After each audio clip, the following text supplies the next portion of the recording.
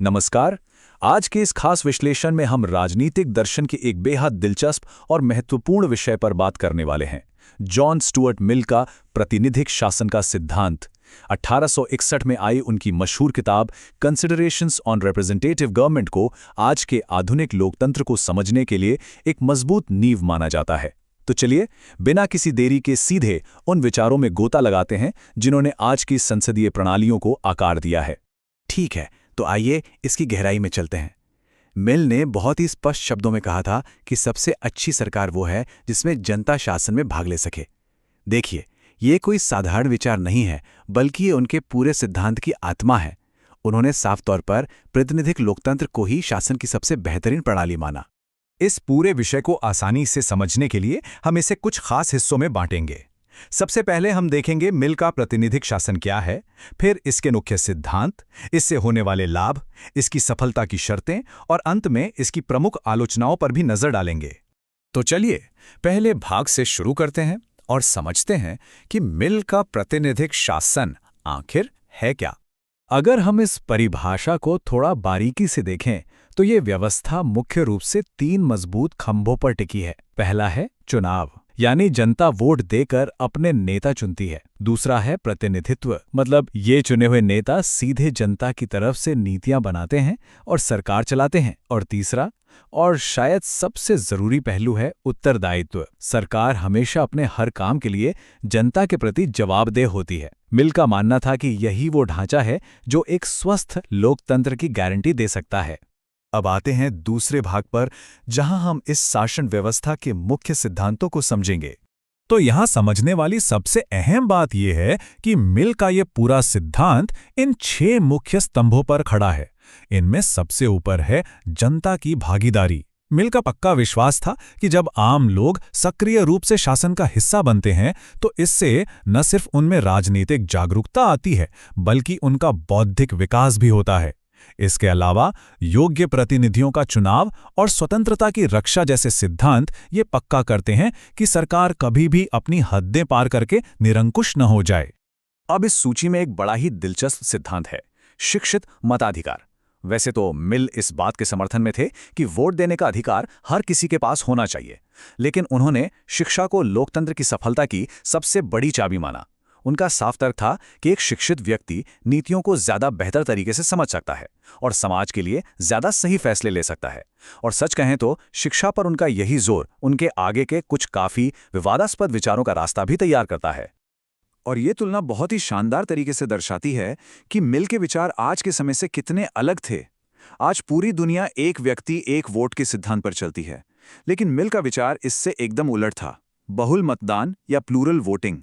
उनका मानना था कि जो लोग ज्यादा पढ़े लिखे और बौद्धिक रूप से सक्षम हैं, उन्हें एक से ज्यादा वोट देने का अधिकार मिलना चाहिए। सुनने में थोड़ा अजीब लगता है ना, लेकिन उनका तर्क था कि समाज के फैसलों में अज्ञानता के बजाय ज्ञान को ज्यादा तवज्जो मिलनी चाहिए।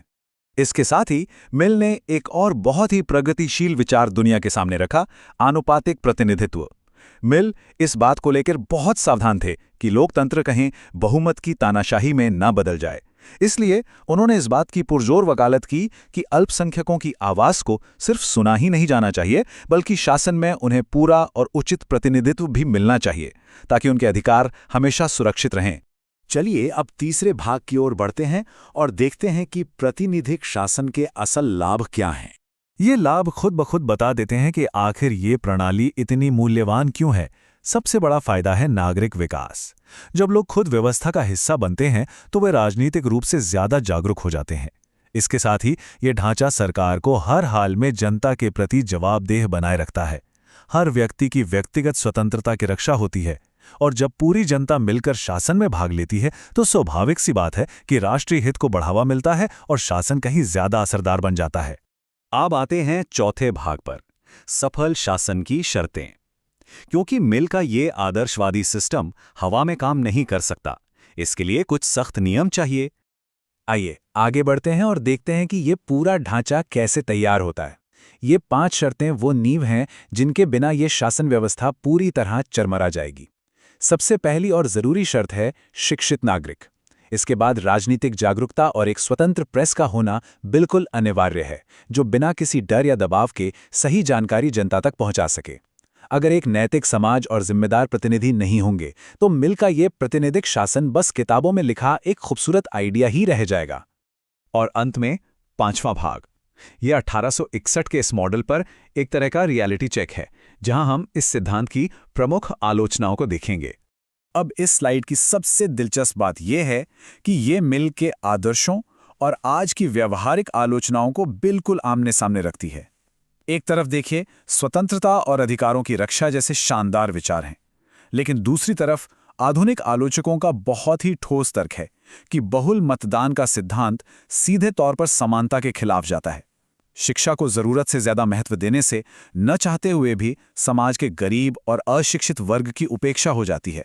इसीलिए कई विद्वानों का मानना है कि ये मॉडल व्यवहारिक रूप से लागू करना बहुत मुश्किल और अत्यधिक आदर्शवादी है। तो इन तमाम आलोचनाओं और विवादों को ध्यान में रखने के बावजूद इस सिद्धांत के भारी ऐतिहासिक महत्व से इनकार नहीं किया जा सकता। हाँ, मिल के ढांचे में खामियां हो सकती हैं, खासकर जब बात वर्ग और शिक्षा की आती है, लेकिन जनता की सक्रिय भागीदारी, अल्पसंख्यक अधिकारों की सुरक्षा और व्यक्तिगत स्वतंत्रता जैसे उनके मूल विचार, सच कहूं तो आज की आधुनिक संसदीय व्यवस्थाओं के लिए एक मजबूत आधारशिला का काम करते हैं। इस पूरे विश्लेषण के अंत में एक ऐसा सवाल उभर कर सामने आता है जिस पर हम सभी को गहराई से सोचना चाहिए। क्या आज के हमारे लोकतंत्र वास्तव में जॉन स्टुअर्ट मिल के उन आदर्शों पर पूरी तरह खरे उतरते हैं? क्या आज अल्पसंख्यक आवाजों का सही मायने में प्रतिनिधित्व हो पा रहा है? 1861 में लिखा गया यह सिद्धांत आज के इस आधुनिक राजनीतिक माहौल में भी हमें सोचने पर मजबूर कर देता है। इस दिलचस्प चर्चा में साथ बने रहने के लिए बहुत बहुत धन्यवाद।